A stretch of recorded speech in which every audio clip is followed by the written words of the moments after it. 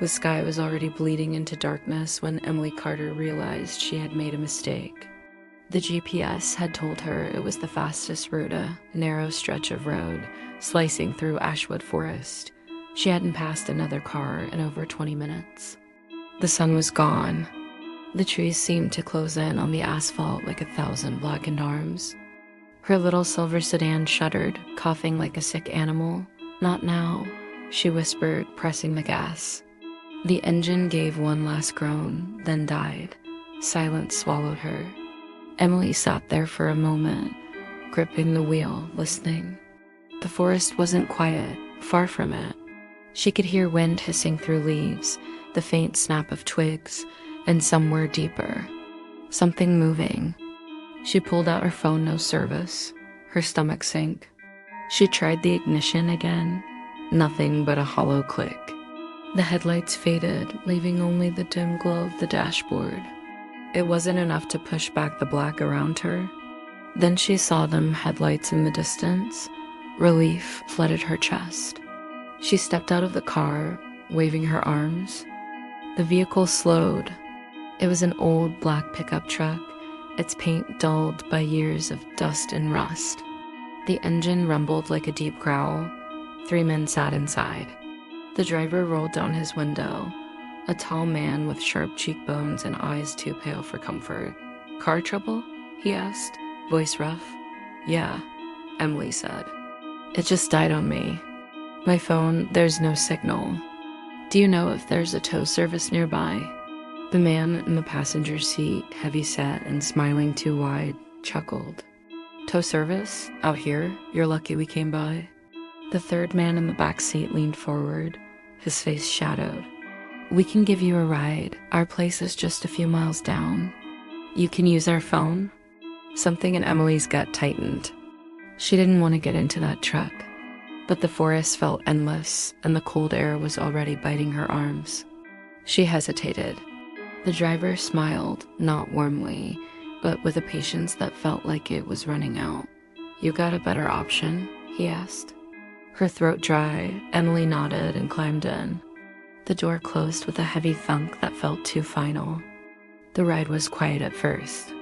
Trees streaked past in the darkness, their branches scraping the glass like fingers.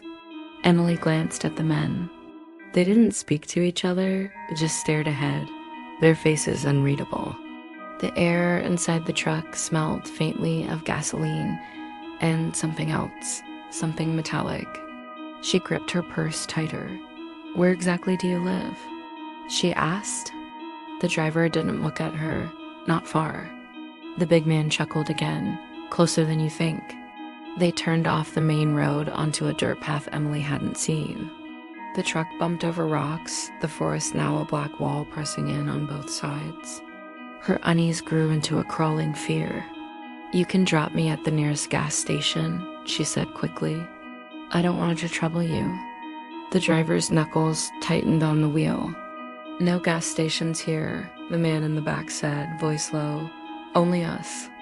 The truck finally slowed, pulling up to a clearing.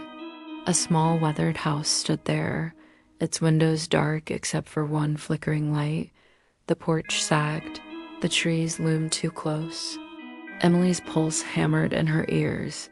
"Here we are," the driver said. "Home sweet home." The men got out. The big one opened her door, his hand resting too heavily on her shoulder as he helped her down. Inside the house, the air was colder than outside. The light bulb overhead swung slightly, creaking. The smell hit her damp wood, mold. And underneath it, that same metallic tang. The door shut behind her. The lock clicked. Emily turned, and the driver was smiling again. "You'll be safe here," he said, for a while. That night, Emily would learn that the forest wasn't the most dangerous thing in Ashwood. Emily didn't sleep that first night, not really. She sat on a thin mattress in a room with no windows, listening to the boards creak as the men moved around the house. Every sound made her flinch, the heavy boots on the stairs, the slow turning of the doorknob just to check if it was locked, the muffled voices on the other side. Time blurred. When the door finally opened, Pale morning light spilled in from the hall. It was the heavy-set man Roy. She'd overheard the others call him. He tossed a plate onto the floor. "Bread, cold eggs. Eat," he said. His tone wasn't kind. She asked for a phone. He grinned without warmth. "You'll get to talk when we say you can." The door shut again. The lock clicked. Days passed, or maybe it was only 2. The only clock she had was the sound of the old grandfather clock in the hall, chiming like a death toll every hour. Sometimes she heard the men arguing, their voices low and sharp. Sometimes she heard the truck leave, its tires crunching over gravel. And for a few moments, she would imagine the silence meant they'd never come back, but they always came back. The driver, Caleb, was the quiet one. He'd just stand in the doorway, watching her, no expression, no words, just watching. It made her skin crawl worse than anything Roy said. The youngest, Mitch, was different, nervous, always shifting his weight, biting his nails. Once, when he brought her water, he glanced over his shoulder and whispered, "Don't make them mad." His hands trembled so badly the cup nearly spilled. Emily realized then they didn't see her as a person. She was something else to them, something they could keep.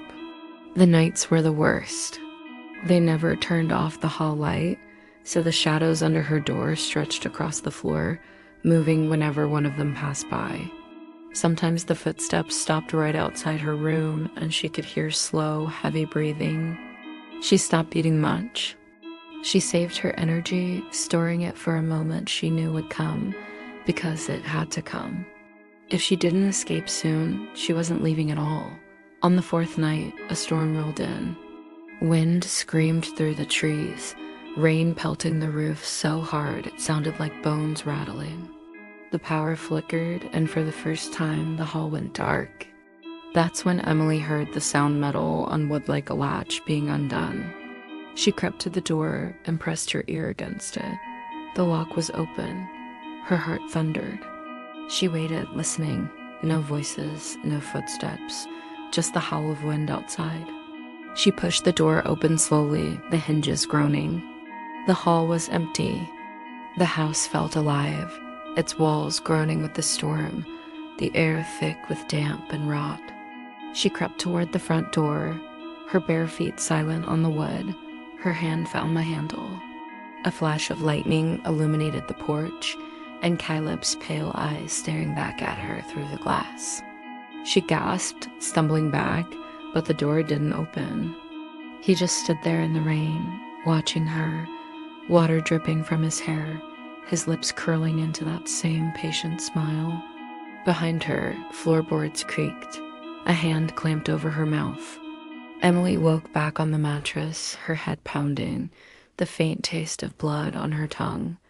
The door was locked again. This time she knew what would happen if she failed a second time.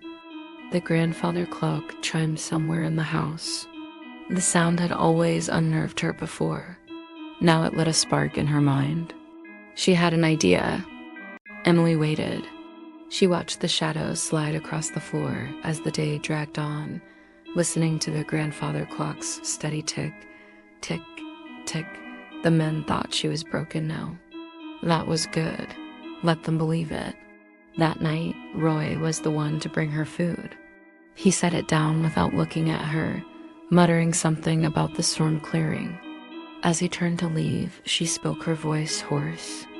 "Clock's wrong," she said. He stopped. "What?" "It's been slow all day." He grunted, not caring, and left. She smiled to herself. She'd been counting. The clock wasn't wrong. But soon, it would be their undoing. The next morning, Caleb and Mitch took the truck into town for supplies. Only Roy stayed behind. Emily knew his routine after lunch. He'd sit in the living room, half watching TV, half dozing. When the clock chimed 2, she was ready. She defound the weapon the night before, a rusted piece of bed frame she'd wrenched loose. The sharp end fit perfectly in her hand. She slipped it under her shirt, then began pounding on the door. "Roy!" "The pipe's leaking. It's flooding," she yelled. Heavy footsteps approached. The lock rattled. The second the door cracked open, Emily slammed into him, driving the jagged metal deep into his neck. His eyes went wide, blood gurgling as he staggered back. She didn't stop. She drove it in again and again until he fell twitching onto the floor. Her hands were slick and shaking, but she didn't drop the weapon. She found the truck keys in the kitchen, but instead of running, she waited. They would come back, and she'd be ready. When Caleb and Mitch returned, they walked into silence. The house smelled of iron. Caleb stepped into the living room and froze. Roy's body sat propped on the couch, his head lolling, his mouth stuffed with the bread he'd brought her days before. Mitch swore and stumbled back. That's when Emily stepped from the hallway. Caleb moved first, charging at her. She ducked, slashing the jagged metal across his leg. He collapsed with a roar. She swung again, the blow landing hard enough to crack bone. His pale eyes widened, not with fear, but with the realization that she'd been waiting for this. Mitch bolted for the door. Emily chased him into the storm-soaked woods, branches clawing at her arms. He stumbled on the wet leaves, falling hard. She was on him before he could rise, forcing his face into the mud. His screams were muffled as she pressed down, harder and harder, until they stopped. By the time she returned to the house, the grandfather clock was chiming midnight. Caleb was still alive, crawling toward the back door, leaving a smear of blood behind him. She walked over, knelt, and whispered in his ear, "Time's up." The metal came down one last time. Emily drove away before dawn, the truck's headlights cutting through the mist. She didn't look back, but in the rearview mirror, the forest seemed to lean toward the road as if watching her go. Ashwood had taken her once. It would never take her again,